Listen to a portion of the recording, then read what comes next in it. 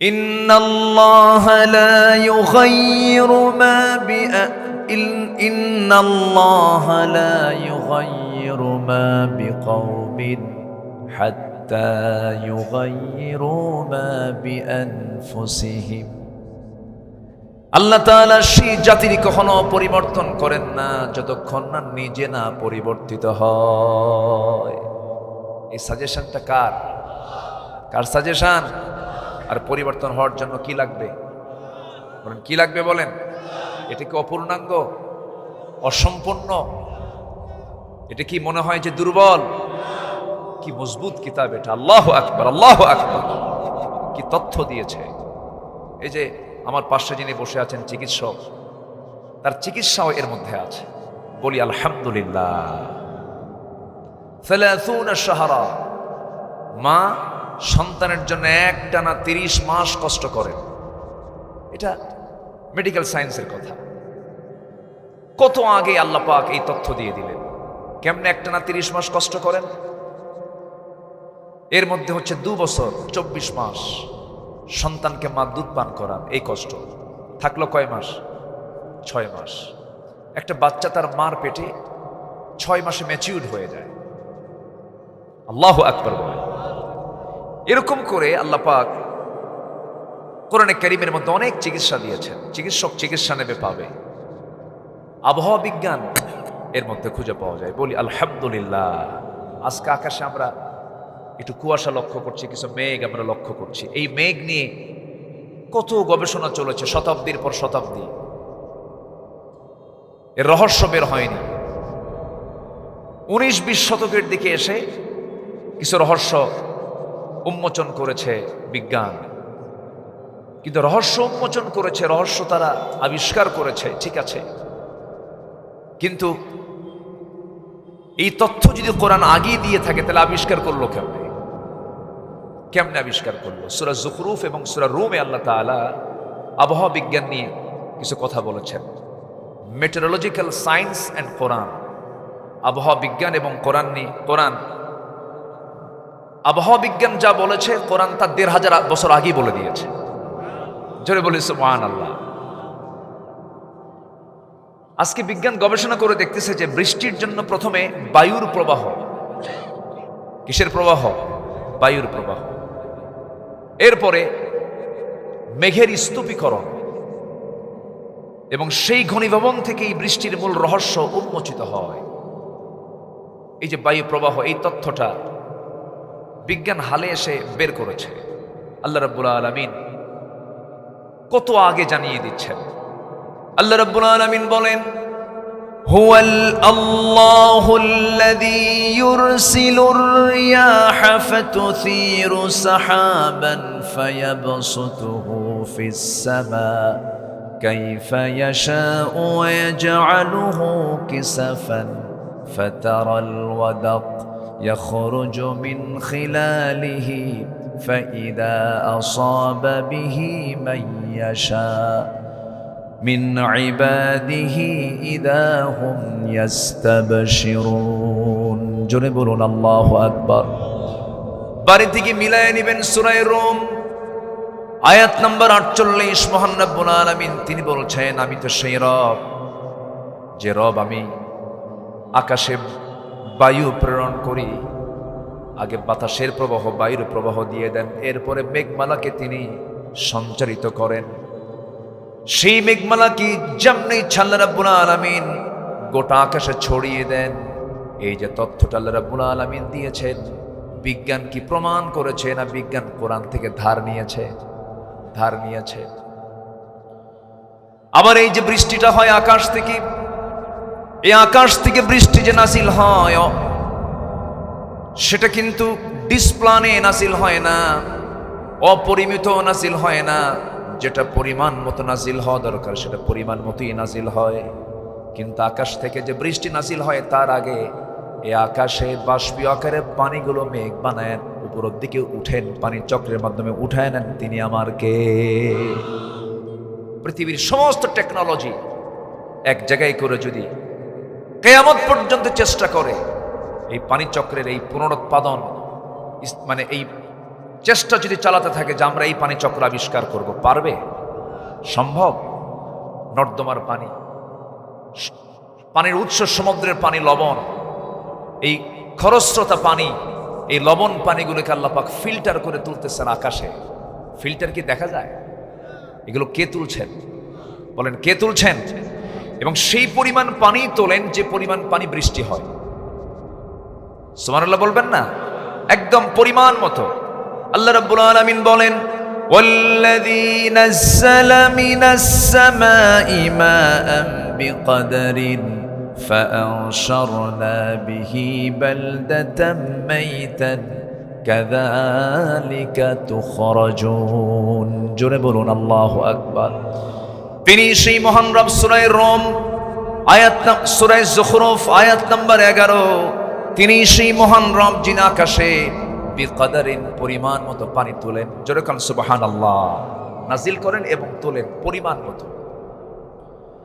এবং তিনি মরা জমিনটাকে জিন্দা করে ফেলেন এই পানি দিয়া।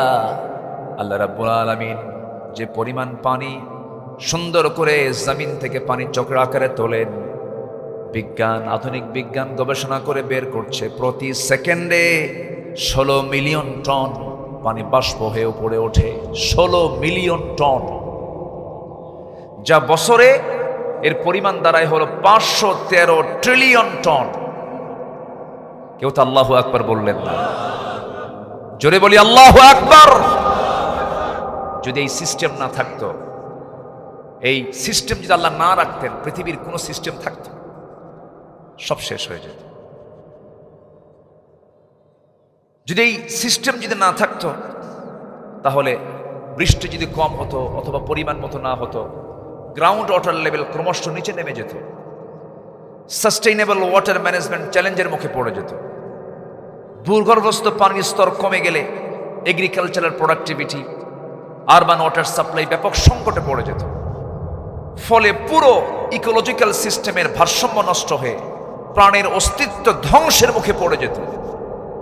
সবগুলোকে সিস্টেম মতো সাজিয়ে রেখেছেন যিনি বিশ্ব সবার সভাপতি, আরশের মালিক কে? সে আল্লাহ বলছেন, বান্দা আমাকে ভুলো কেন? ওনারা তো দেহের ট্রিটমেন্ট করেন, দেহ সুস্থ না হলে তো কোনো কিছু ঠিক থাকবে না। জি, উনি চলে যাচ্ছেন। জি, বসে পড়ুন। আলহামদুলিল্লাহ। আমি কি আলোচনা চালিয়ে যাব? কুমিল্লার মানুষ তো খুব সচেতন, তাই না? জি, কুমিল্লা, নোয়াখালী, এখন তো ভাগ হয়েছে চাঁদপুর, ফেনী, লক্ষ্মীপুর। মূলত শব্দ হলো ব্রাহ্মণবাড়িয়া, মূলত হলো কুমিল্লার কি নোয়াখালী, এই বৃহত্তর অঞ্চল। সেই ব্রাহ্মণবাড়িয়ার সেই নবীনগর থেকে, বিজয়নগর থেকে শুরু করে কুমিল্লা, ঠিক আছে না? ওই বিজয়নগর থেকে শুরু করে একদম আপনার এই লাকসাম পর্যন্ত, 14 গ্রাম পর্যন্ত। হ্যাঁ, পূর্ব দিকে এই লাকসামের এই মাথা পর্যন্ত, নাঙ্গলকোট আছে, মনোহরগঞ্জ আছে, ঠিক আছে, সমস্যা নাই। এই বিশাল অঞ্চল জুড়ে হলো কুমিল্লা। এই কুমিল্লা এবং নোয়াখালী জাতির নেতৃত্ব দেয়, আলহামদুলিল্লাহ বলবেন না? সেটা এখন যে দিক থেকে হোক, আলেমদের নেতৃত্ব এই অঞ্চল, আবু জেহেলদের নেতৃত্ব তাও আছে, কিন্তু আছে না নাই বলেন তো? আছে না নাই? দেখেন না, 16টা বছর আমাদের কি ওয়াজ করলো। 16 বছর রাষ্ট্রের শীর্ষ দায়িত্ব পালন করে কি ওয়াজগুলো শোনালো আমাদের। মাইক পাইলেই বলে খেলা হবে, বললো না? আচ্ছা, এটা কি কোনো সচেতন বিবেকবান ব্যক্তিত্ব সম্পন্ন ব্যক্তির মুখের ভাষা কি এমন হতে পারে? শুধু কি একজন এরকম বলে না, সবাই বলে, সবাই বলেছে। এখন খেলবে কোথায়? খেলার তো জায়গা নাই এখন। সম্মানিত বন্ধুগণ, সম্মানিত ভাইয়েরা, এখন আমাদের একটা পরিবর্তন যেহেতু আল্লাহ পাক করে দিয়েছেন, সম্পূর্ণ ক্রেডিট এই পরিবর্তনের পিছনে, সম্পূর্ণ অবদান যার, তিনি কে? কোন গোয়েন্দা সংস্থা টেরই পায় নাই। কি কোন গোয়েন্দা সংস্থা টেরই পায় না যে কি হয়ে যাচ্ছে এগুলো। সমস্ত গোয়েন্দা রিপোর্ট ফেল। ডিজিএফআই যেটা সর্বোচ্চ, এটাও ফেল, র ফেল। আমার দেশের যত এনএসআই, ডিবি, এসবি, আমার দেশের যেগুলো কারো কাছে এমন জাতীয় কোনো রিপোর্ট ছিল না। যা ঘটিয়ে দিয়েছেন হঠাৎ করে, তিনি আমার কে? আসতে বলেন, তিনি আমার কে? তার কি কোনো কিছু ঘটাতে সময় লাগে? ওই গোয়েন্দাকে জানাতে হয়, আমি এটা ঘটাচ্ছি, বলতে হয়? আল্লাহ রাব্বুল আলামিন শুধু তিনি কি বলেন? ইন্নামা আমরুহু ইযা আরাদা শাইআন আন ইয়াকুলা লাহু কুন ফায়াকুন। আল্লাহু আকবার। শুধু বলেন হও, মাইক্রো সেকেন্ডের চেয়েও আগে তা বাস্তবায়ন হয়ে যায়। এমন ক্ষমতা, সুপ্রিম পাওয়ার একমাত্র, কেবলমাত্র, শুধুমাত্র যার, তিনি কে? আল্লাহ। এখন এই পরিবর্তনকে আমরা, এই সময়টাকে আমরা কাজে লাগাবো। বিশেষ করে যুব সমাজ আজকের মাহফিলে বেশি, এটা একটা ইতিবাচক দিক। আমি যেখানেই যাচ্ছি সেখানেই যুব সমাজ অ্যাক্টিভ, এরা পাহারা দিচ্ছে সবকিছু, বলি আলহামদুলিল্লাহ।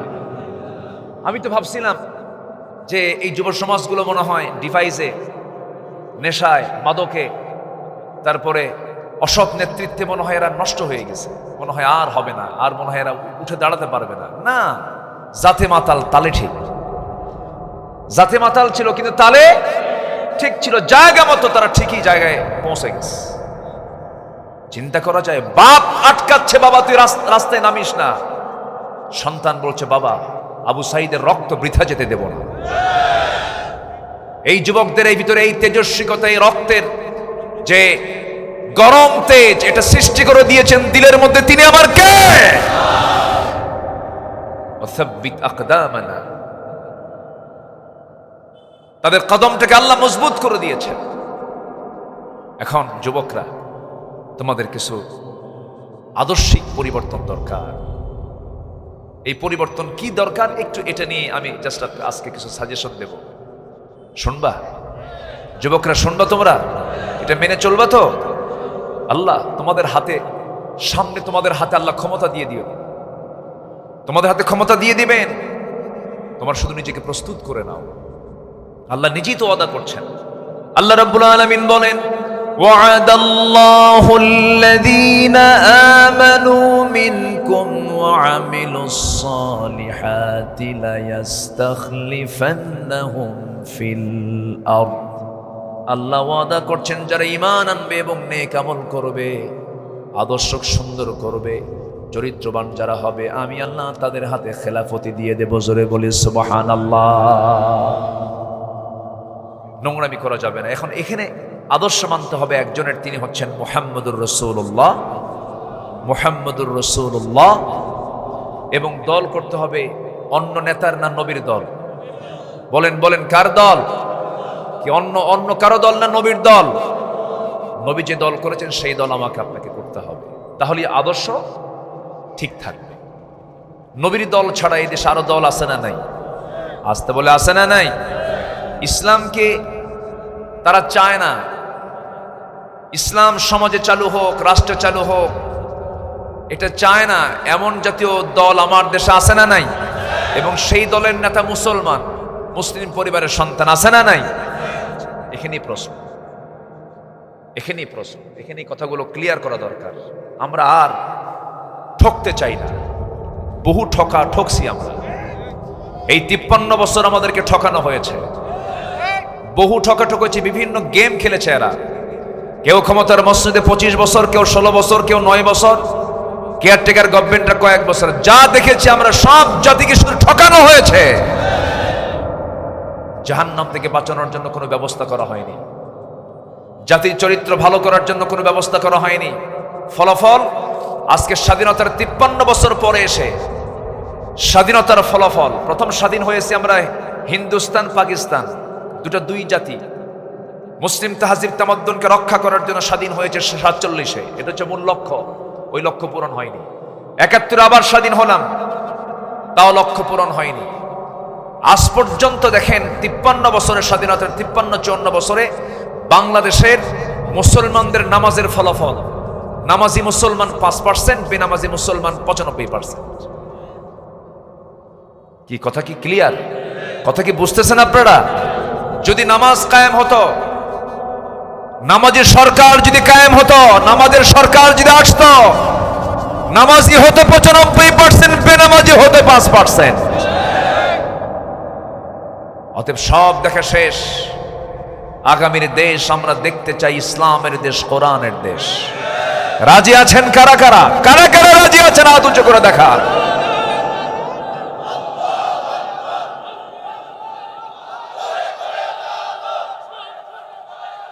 একজনই আমাদের নেতার মধ্যে কোনো গন্ডগোল নাই।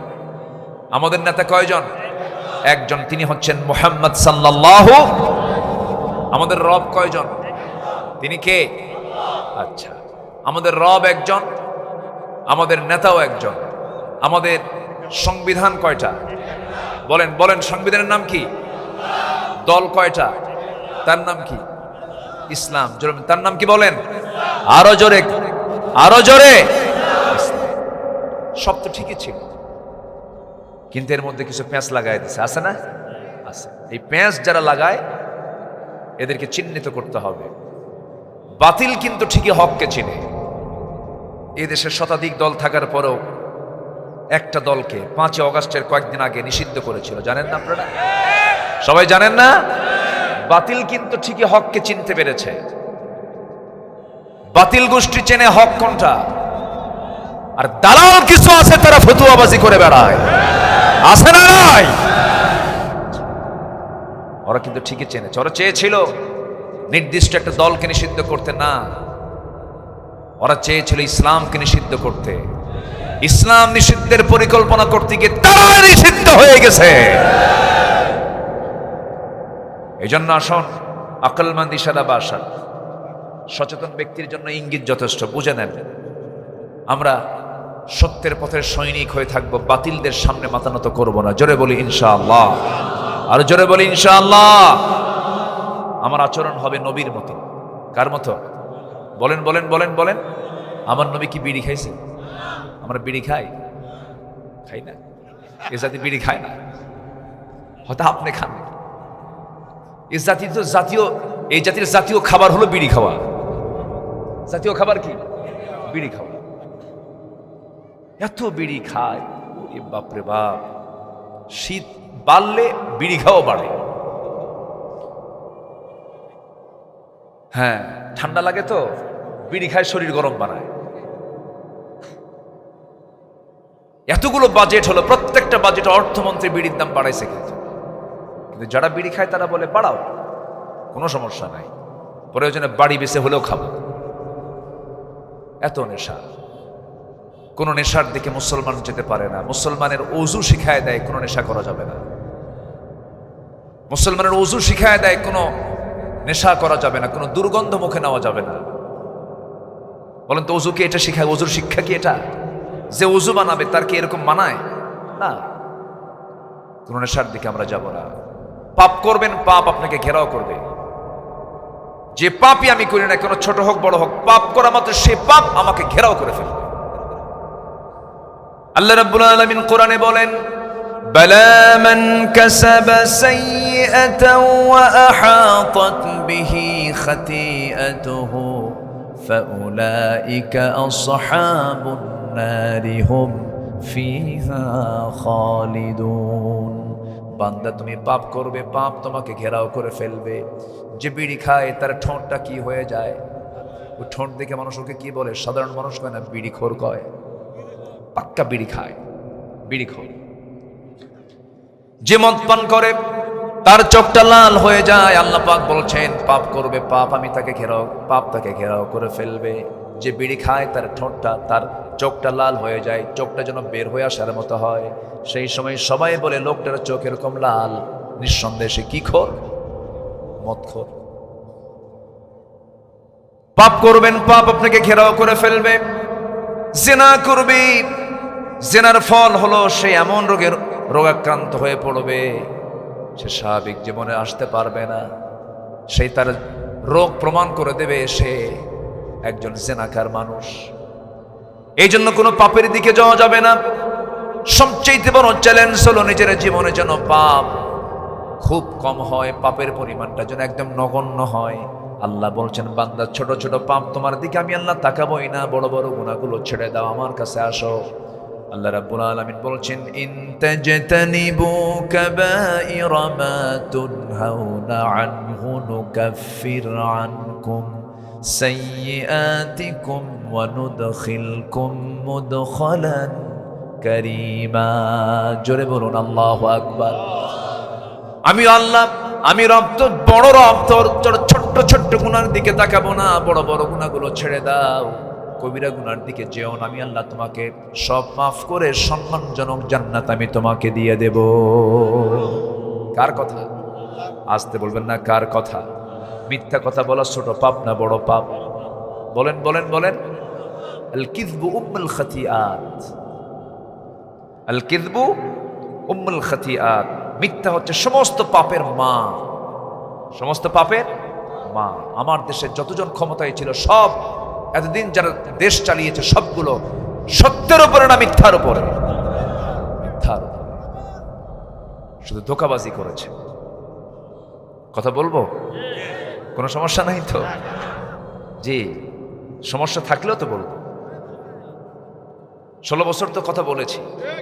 26 বছরের এই মাহফিলের এই প্ল্যাটফর্মে এই 26 বছরের 16 বছর আমার বিপরীত স্রোতে কেটেছে। কত মাহফিল থেকে যে আমার ধরে নিয়ে গেছে হিসাব নেই। মাহফিল শেষে বলে, হুজুর চলে চলে। নির্যাতন তো কম করেনি, কমিটির উপরও নির্যাতন করছে, বক্তাদের উপরেও নির্যাতন করেছে। কমিটির উপরে একদম কি যে জাকান্দানি তুলেছে। মাহফিল মানেই থানায় যেতে হবে। কমিটি বড় আসামি, কোরআনের মাহফিলের ডাক দিল কেন?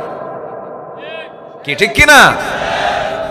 যারা যারা এই 16 বছর কোরআনকে শোনার জন্য যারা বাধা সৃষ্টি করেছে তারা হচ্ছে এই জামানার আবু জেহেল। তারা এই জামানার আবু জেহেল।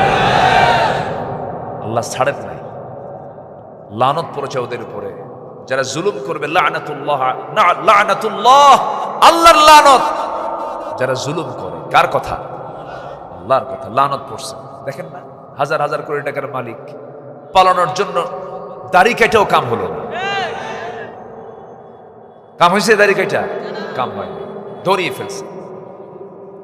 আচ্ছা, একজন জবাব দিয়ে দেন, একজন জবাব দেন, আমি কথা বলবো। আমি তো বলেছিলাম একটু মুখে বলার জন্য, মুখে আজান দেওয়ার জন্য আমি বলেছিলাম, তাই না? আচ্ছা, যাই হোক, সমস্যা নেই, একজন জবাব দেন। আমরা নামাজটা আজকে নির্দিষ্ট সময়ের একটু পরে যদি পড়ি কোনো সমস্যা? কেউ কিছু বলবেন? কেউ ফতুয়া দিবেন না তো? আমার দেশে কিন্তু আবার মানে খুব আছে।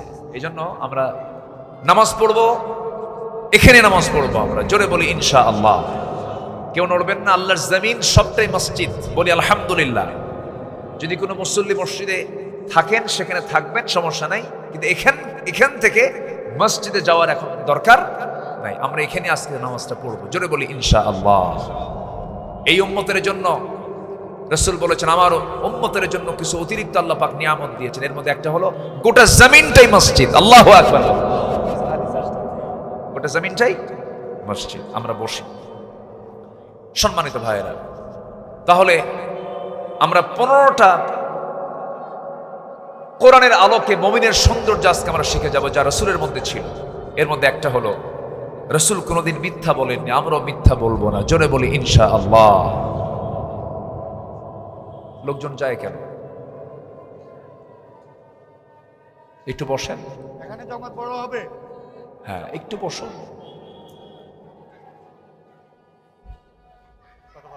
হ্যাঁ জি, বসুন। হ্যাঁ চাচা, হ্যাঁ বসেন। ও, অনেকে অজুর চিন্তা করছেন। অজুর চিন্তা করার দরকার নেই, অজুর জন্য সময়ও দেওয়া হবে। জোরে বলি ইনশাআল্লাহ। জোরে বলি ইনশাআল্লাহ। একটু বসুন। আসলে হয়েছে কি, যারা মুসল্লি, যারা নামাজি, আজান শুনলে ছটফট করে। এটা রাজুলুন কলবুহু মুআল্লাকুম বিল মাসাজিদ। মাসাজিদ, জি, তো এই দিলটা লটকানো থাকে যাদের, তাদের কাছে একটু ছটফট হয়, একটু সমস্যা হয়। ঠিক আছে, আমি সবই মেনে নিচ্ছি। আমরা মুক্তাজায়ে হাল হিসাবে অবস্থার পরিপ্রেক্ষিতে আমরা একটু সময়টা আজকে বাড়ায় দেব, বেশি না। 4টায় নামাজ হবে, তো আমরা যদি একটু তার 15 মিনিট বেশি করি, কষ্ট পাবেন কি? কারো কোনো সমস্যা নাই তো? জোরে বলি ইনশাআল্লাহ। যে আজান শেষ হয়েছে। এখন নাম্বার 1 হচ্ছে আমরা জীবনে আর মিথ্যা কথা কখনো বলবো না। রাজি আছি তো সবাই? কোনোদিন মিথ্যা কথা বলবো না। সবাইকে রাজি আছি? আল্লাহ দেখেন কি সুন্দর করে বলছেন, খুব কমন আয়াত, আমাদের ঘরের আয়াত, যারা কোরআন পড়েন তাদের সহজ আয়াত এটা। আল্লাহ রাব্বুল আলামিন বলেন, ইয়া আইয়ুহাল্লাযীনা আমানু তাকুল্লাহা ওয়া কুলু কাওলান সাদীদান يصلح لكم أعمالكم ويغفر لكم ذنوبكم ومن يطع الله ورسوله فقد فاز فوزا عظيما জোরে বলুন আল্লাহু আকবার। আল্লাহ রাব্বুল আলামিন বলেন, ঈমানদারেরা, নাম্বার 1 হলো তোমরা আমি আল্লাহকে বেশি করে ভয় করো। নাম্বার 2 হলো তোমরা সোজা কথা বলো, ইনিয়ে বেনিয়ে পেঁচ খাটায় কোনো মিথ্যা কথা বলতে যাবে না। যদি সত্য কথা যদি সর্বক্ষণ বলতে পারো, আল্লাহ রাব্বুল আলামিন বলছেন সত্য কথা বলার ফলাফল হলো আমি আল্লাহ তোমার জিন্দেগীর সমস্ত গুনাহগুলোকে মাফ করে দেব, এবং তোমার আমলনামায় যদি কোনো ভুল থেকে থাকে তোমার আমলনামাকে আমি আল্লাহ সংশোধন করে দেব। জোরে বলি সুবহানাল্লাহ। দেখছেন সত্য কথা বলার পুরস্কারটা দেখেন। আল্লাহ বলছেন তোমার আমলনামা আমি সংশোধন করে দেব, এবং তোমার জীবনের যত পাপ রাশি সব আমি আল্লাহ মাফ করে দেব। কিন্তু মিথ্যা যদি বলো, মুনাফিক হয়ে যাবি। ওয়াদা যদি ভঙ্গ করো, মুনাফিকের লক্ষণ চলে আসবে। যদি আমানতের খেয়ানত করে, মুনাফিকের লক্ষণ চলে আসবে। এই সমস্ত অপকর্মগুলো মুনাফিকরাই করতে পারে। মুনাফিকরা মিথ্যা কথা বলে। আল্লাহ রাব্বুল আলামিন নিজেই তার ব্যাপারে বলছেন, ইন্নাল মুনাফিকিনা লাকাযিবুন। মুনাফিকরাই সবচেয়ে বড় মিথ্যাবাদী হয়। মুনাফিকের কোনো লক্ষণ নিজের ভিতরে নিয়ে আসা যাবে না। নাম্বার 2 হলো আমানত রক্ষায় দৃঢ়তা অর্জন করতে হবে। এটা মুমিন জীবনের সৌন্দর্য। আল্লাহ রাব্বুল আলামিন বলেন, ইন্নাল্লাহা ইয়া'মুরুকুম আন তু'আদ্দুল আমানাতি ইলা আহলিহা ওয়া ইযা হাকামতুম বাইনান নাসি আন তাহকুমু বিল আদল ইন্নাল্লাহা নি'ম্মা ইয়া'ইযুকুম বিহি ইন্নাল্লাহা কানা সামিআন বাসীরা। জোরে বলুন আল্লাহু আকবার। আমানত গুরুত্বপূর্ণ একটা বিষয়। লা ঈমানা লিমান লা আমানাতা লাহ। আমানতদারিতা যার নাই তার ঈমানই নাই। নাউযুবিল্লাহ বলে। গুরুত্বপূর্ণ একটা বিষয়। রাষ্ট্রের ক্ষমতা যদি কেউ পায়, এটা একটা আমানত। এটা একটা কি বলেন? আমানত। সাহাবায়ে কেরাম তাই মনে করেছেন। সাইয়েদনা আবু বকর যেদিন খেলাফতের দায়িত্ব পেলেন, তার এক প্রতিবেশী ছিলেন। সেই প্রতিবেশীর ঘরে তিনি প্রত্যেক রাতে গিয়ে তার সেবা করে আসতেন। বুড়ি মহিলা, স্বামী নাই, ছেলে মেয়ে কেউ নাই, বুড়ি মহিলা চোখে কম দেখে। প্রতিবেশীর ঘরে গিয়ে একজন খলিফাতুল মুসলিমিন তার ঘরে গিয়ে ওই বুড়ি মহিলার রান্না বান্না, কাপড় চোপড় ধুয়ে দেওয়া, সবকিছু খাবার দাবার জোগান করতেন তিনি। সাইয়েদনা ওমর ফারুক একদিন ওই মহিলার সেবা করার জন্য তিনি চলে গেছেন। দরজায় গিয়ে নক করছেন, বুড়িমা দরজা খোলা যায় নাকি? আমি আপনার সেবা করার জন্য আসছি। তিনি বলছেন, না লাগবে না, কারণ কিছুক্ষণ আগে একজন যুবক আমার ঘরের সেবা করে থুয়ে চলে গেছে। সাইয়েদনা ওমর ফারুক অবাক হয়ে গেলেন যে এই গভীর রাত্রিতে এই মক্কা নগরী কোন লোকটা আছে যে এই বুড়ি মহিলার ঘরে সেবা করে দিয়ে যায়? কোন আল্লাহওয়ালা বান্দা আছে? তিনি করলেন কি, ওই বুড়ি মহিলার ঘরের পাশে গিয়ে তিনি ওঁত পেতে থাকলেন। পরপর 3 রাত। 2 রাত ধরতে পারলেন না। 3য় রাতে দেখতে পেলেন খালি পায়ে কে যেন চট করে ঘরের মধ্যে ঢুকে গেল। ধরতে পারলেন না, অপেক্ষায় থাকলেন। সেবা করা শেষ করে যখন ঘর থেকে বের হয়েছেন, চট করে ধরে ফেলেছেন ওমরে ফারুক। তার বাম হাত, তার হাতটা চেপে ধরিয়ে দেখেন অন্য কেউ নয়, তিনি হচ্ছেন প্রথম খলিফা আবু বকর সিদ্দিক রাদিয়াল্লাহু তাআলা। বললেন, ভাইরে, রাষ্ট্র চালাবেন দিনের বেলা, রাত্রিবেলা আমাদের এই দায়িত্বগুলো দিলে কি হয়? তিনি বলছেন, ও ওমর, তোমার আমলনামা আমার পিঠে আসবে না, আমার আমলনামা তোমার পিঠে যাবে না। আমার কাজ আমাকে করতে দাও। ওয়াতিদাল কুরবা হাক্কাহু ওয়াল মিসকিন, আমার প্রতিবেশীর হক আমাকে আদায় করতে হবে, নিকটাত্মীয়র হক আমাকে আদায় করতে হবে। এরপর সাইয়েদনা ওমর ফারুক কোনোদিন ওই মহিলার খেদমত করতে পারেন নাই। 2 বছর খেলাফতের দায়িত্ব পালন করার পর তিনি ইন্তেকাল করেন। সাইয়েদনা আবু বকর ছিলেন কয় বছর বলেন? 2 বছর। সাইয়েদনা আবু বকর সিদ্দিক রাদিয়াল্লাহু তাআলা আনহু রাষ্ট্রের দায়িত্বটাকে কত বড় গুরুত্বপূর্ণ মনে করতেন। আরেকটা সিরাত মনে পড়ে গেল, রাতের আধারে প্রত্যেক রাত্রিতে সাইয়েদনা আবু বকর খালি পায়ে হাঁটতেন, পাথরের রাস্তায় তিনি খালি পায়ে হাঁটতেন। ওমরে ফারুক দেখে বলছেন, ভাই আবু বকর, রাতের বেলা অন্ধকারে আপনি খালি পায়ে হাঁটেন কেন? কি হয়েছে আপনার বলুন তো? পা তো ফেটে যাবে, পাথরের সঙ্গে চামড়া লেগে চামড়া ফেটে রক্ত বের হয়ে যাবে। তিনি বলতেন, ওমর রে শোনো, আমি রাতের আধারে খালি পায়ে এই জন্য হাঁটি, যদিও আমার কষ্ট হয়, চোখে পূর্ণ হয়, জুতা পায়ে এই জন্য হাঁটি না, কারণ খড়ম জুতা দিয়া পাথরের সঙ্গে একটা ধাক্কা লাগবে, একটা আওয়াজ হবে, এই আওয়াজে যদি আমার নাগরিকের ঘুমের ব্যাঘাত হয়, কিয়ামতের দিন আমাকে আসামির কাঠগড়ায় দাঁড়িয়ে তারা জবাব দিতে হবে। চিন্তা করা যায়? জনগণের ঘুমের ব্যাঘাত না হওয়ার জন্য খলিফাতুল মুসলিমিন খালি পায়ে রাস্তায় হাঁটেন। আর রাস্তা আটকায় দিয়ে প্রেসিডেন্ট মন্ত্রী আসবেন, 4 ঘন্টা 5 ঘন্টা গাড়ির বহর আসে, জনগণের রাস্তা বন্ধ সব। কি কথা কি বোঝা যায়?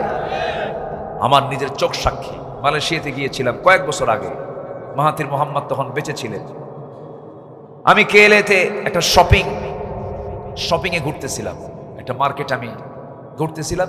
ইতিমধ্যে দেখি যে মাহাথির মোহাম্মদ এবং তার মিসেস, বুড়া মানুষ তো, 80 ঊর্ধ্ব বয়স, দুজন হাঁটতেছে।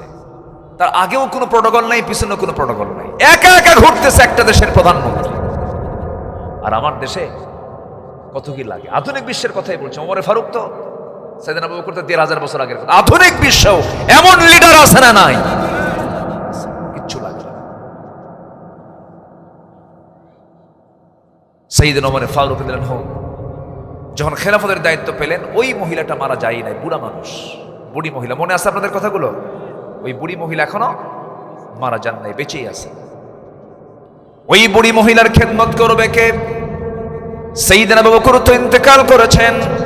পরের দিন ওমর ফারুক রাদিয়াল্লাহু তাআলা আনহু আমানত মনে করে ওই বৃদ্ধ মহিলার ঘরে ঢুকে পড়লেন। ঢুকে পড়ে তার খেদমত করলেন। সবকিছু খেদমত শেষ করে ঘর থেকে বের হওয়ার পর মহিলা জানতেন না প্রথম খলিফার ইন্তেকাল হয়েছে, এটা উনি জানতেন না। কিন্তু যখন তিনি খেতে বসেছেন, তার সামনে যখন খেজুরগুলো যখন ধুয়ে দেওয়া হয়েছে, খেজুরগুলো তিনি খেতে নিয়েছেন। খেতে নিয়ে দেখেন, যখন তিনি মুখে খেজুরটা তুলে নিয়েছেন, ভিতরে বিচি, কামড় দেওয়া মাত্রই বিচিটা তার দাঁতের সঙ্গে লেগে গেছে। উনি মনে মনে চিন্তা করছেন আর চোখের পানি ফেলে ফেলে বলছেন, বুঝতে পেরেছি আমার খাদেম চেঞ্জ হয়েছে, মানে আবু বকর আর দুনিয়াতে বেঁচে নাই। আল্লাহু আকবার বলবেন না? আবু বকর নাই কেন? আমার আবু বকর যখন আমার খেদমত করতে আসতো, সেই সময় সে শুধু আমার খেজুরগুলো ধুয়ে দিত না, খেজুরগুলো ধুয়ে ভিতরের বিচিগুলো সরায় দিয়ে আমাকে সহজ করে খাওয়ার ব্যবস্থা করে দিত। খেদমতও ফাস্ট আবু বকর। আল্লাহু আকবার। আমানতদারিতা। সারা রাত ধরে কাঁদতেন ওমর ফারুক রাদিয়াল্লাহু তাআলা আনহু, ঘুমাতেন না। একদিন তিনি বসে আছেন, একজন সাহাবী হাদিস পড়তেছে, মিসকাল হাববাতিন মিন কিবার, যার মধ্যে যাররা পরিমাণ কোন অহংকার থাকবে সে জান্নাতে ঢুকবে না। হাওমাও করে ওমর ফারুক কাঁদতেন আর জমিনে লুটায় পড়েছেন, গোটা শরীরটা ধুলাবালি দিয়ে মাখায়া নিয়েছে। আর বলছেন, ও ওমর, তুই তো অহংকারী রে, তোকে মানুষ সম্রাট বলে, খলিফা বলে। ও আল্লাহ, আমার মধ্যে মনে হয় কোন অহংকার ঢুকেছে, তুমি আল্লাহ আমাকে মাফ করে দাও। দুহাত তুলে আকাশের দিকে তাকায় তাকায় বলতেছেন, আরশের মালিক আল্লাহ, তুমি যদি গোটা দুনিয়ার সমস্ত মানুষকে জান্নাত দাও, একটা মানুষকে যদি তুমি জাহান্নাম দাও, আমার মনে হয় সে একটা জাহান্নামী বান্দা, আমি ওমর ছাড়া কেউ নাই। আল্লাহু আকবার। কি টেনশন তারা করতেন। আমার বন্ধুগণ, সাইয়েদনা আবু বকর সিদ্দিক রাদিয়াল্লাহু তাআলা আনহু একদিন দোকানদারি করতেছেন। এক কাস্টমার এসে 6 মাস আগে কাপড় নিয়ে গেছে, সেই কাপড়টা ফেরত দেওয়ার জন্য এসে বলতেছে, আবু বকর এই কাপড়টা আমার পছন্দ হয় নাই, ফেরত নিয়ে নাও। ফেরত নিলেন, টাকাটা দিয়ে দিলেন, কাপড় নিলেন, টাকা ফেরত দিলেন। এর কয়েক মিনিট যেতে না যেতেই সাইয়েদনা আবু বকর হাউমাউ করে কাঁদেন। সবাই বলছে, আবু বকর কান্না হলো কেন? কান্নার কি কারণ বুঝলাম না কিছু। তিনি বলছেন, শোনো, এই কাপড়ের জন্য আমি কান্নাকাটি করছি না। আমার কান্নাকাটি করার হেতু হলো, এই যে আমার কাস্টমার আসছিল, তার কাছে কাপড়টা পছন্দ হয় না, সে কাপড় আমার কাছে ফেরত দিয়ে চলে গেছে। আমি তাকে টাকা দিয়েছি, হিসাব এখানে ক্লোজ হয়ে গেছে, হিসাব শেষ হয়ে গেছে। কিন্তু এই আবু বকরের যেদিন মরণ হবে, আবু বকর যখন আল্লাহর মুখোমুখি দাঁড়াবে, আল্লাহ যখন আবু বকরকে ডাক দিয়ে বলবে, আবু বকর এই দিকে আয়, তোকে আড়াল করে নিচ্ছি। এই যে তোর নামাজ, এই যে তোর জিহাদ, এই যে তোর দান সদকা, একটা আমার পছন্দ হয় নাই, সব তোমার হাতে আমি ফেরত দিয়ে দিলাম। সেই হাসরের ময়দানে সেই ফেরত আমলগুলো নিয়ে আমি আবু বকর কোথায় যাব? এই জন্য আমি কাঁদি। আল্লাহু আকবার বলেন।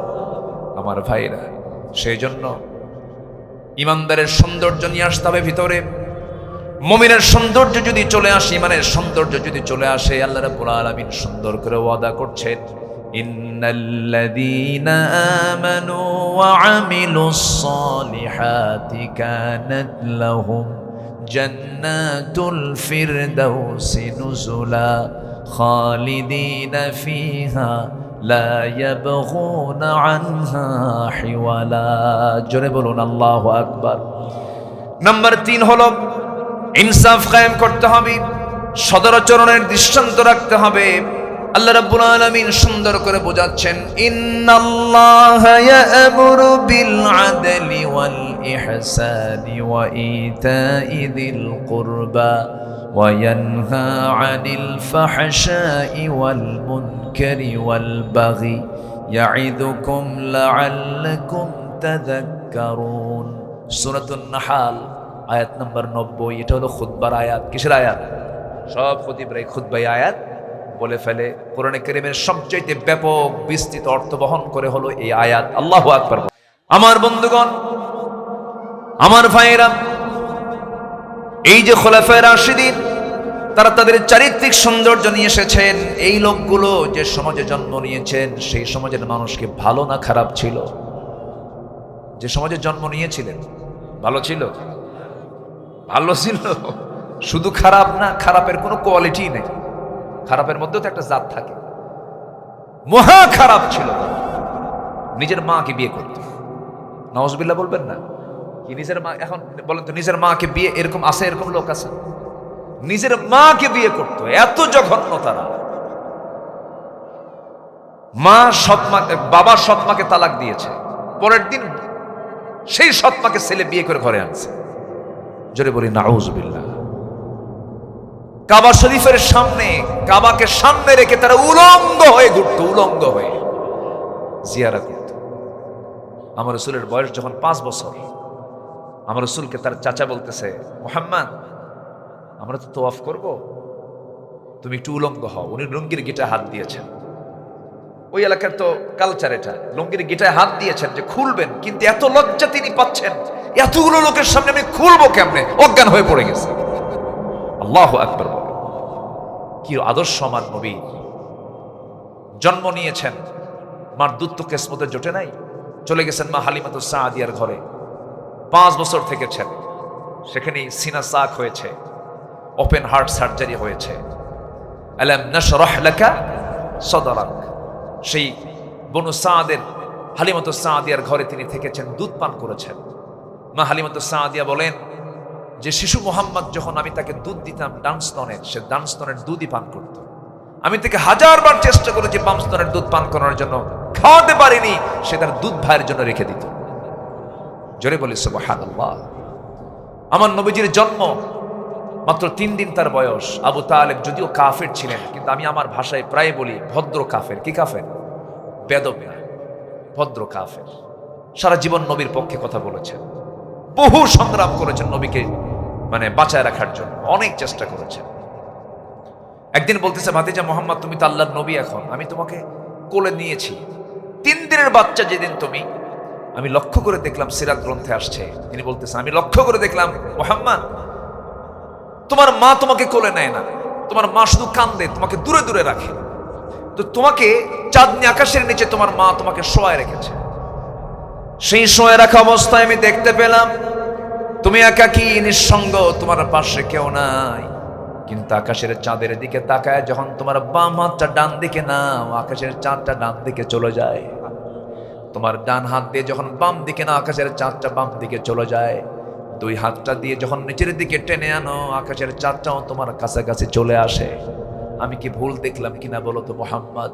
রাসূল কেঁদে কেঁদে বলছে না, চাচা যান, জন্মের পূর্বে বাপকে হারিয়েছি, মার বড় যন্ত্রণা ছিল। মা আমাকে কোলে নিয়েই স্বামীর কথা বারবার মনে করেন, চোখে তার পানি চলে আসে, নিতে পারেন না, কষ্ট তার বেড়ে যায়।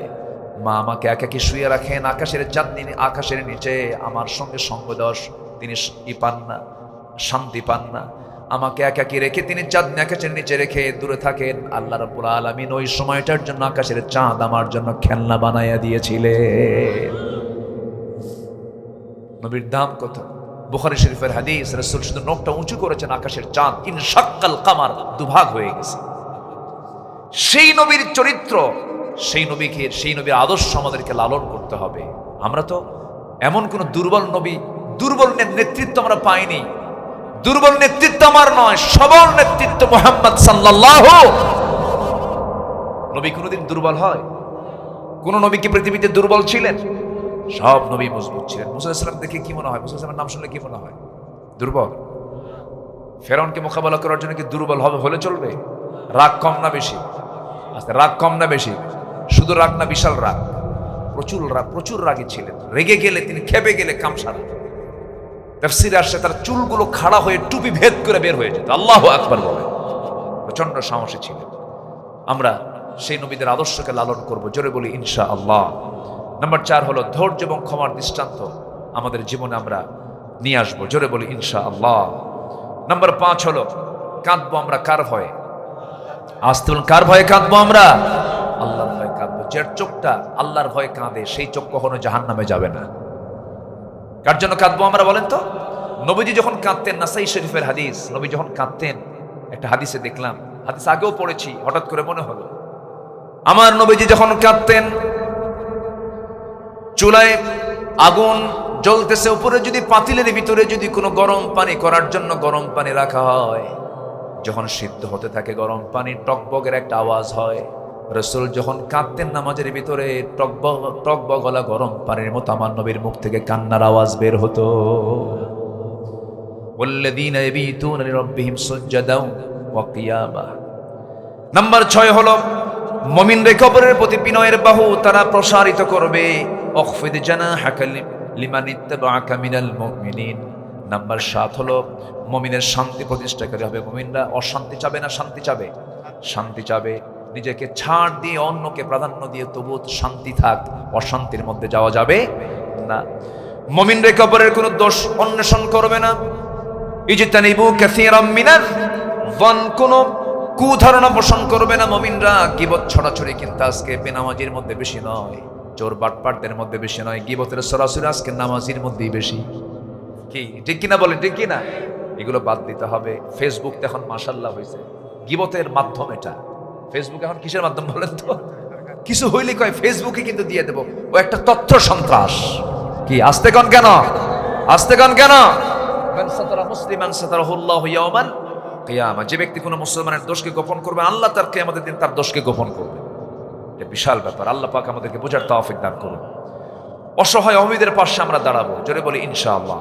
নাম্বার 10 সৎকর্মী তাকওয়ায় তারা পরস্পরকে সাহায্য করবে।